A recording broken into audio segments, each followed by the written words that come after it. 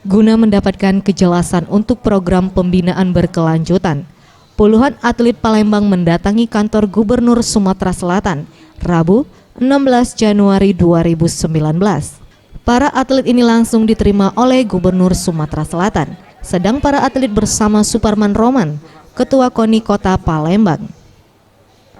Selanjutnya, Ketua KONI Kota Palembang Suparman Roman meminta pemerintah Provinsi Sumatera Selatan untuk berkomunikasi dengan pengurus Jakabaring Sport City agar para atlet dapat berlatih dan menggunakan venue. Kendati beberapa waktu lalu, seluruh venue komplek olahraga tersebut digembok dan meminta izin untuk dapat menggunakan PSCC sebagai alternatif tempat latihan atlet. Luar biasa mahal, betul-betul full bisnis. Pengelolanya itu menerapkan kepada atlet-atlet. Jadi tidak bisa lagi membedakan mana kepentingan untuk pembinaan atlet, mana kepentingan itu bisnis. Semua disamaratakan seolah ini semua adalah full bisnis. Ini yang kita keberatan dan kita lakukan protes. Mudah-mudahan.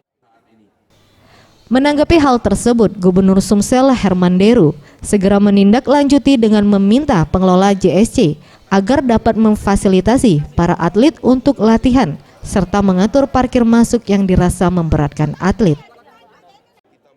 Yang atlet pun sanggup loh, artinya untuk kebaikan nama daerah kita dan pembinaan pada anak-anak kita. Itu lagi hanya sekedar parkir itu kewajiban bagi kita. Batas tenggang nanti kapan Pak? Nah, saya memang secara makro saya akan membuat kebijakan. Saya akan membuat kebijakan menyeluruh tentang olahraga ini, termasuk atlet-atlet binaan KONI, non-KONI dan lain sebagainya. Ini akan kita perbaiki. Tim Liputan, Sriwijaya TV.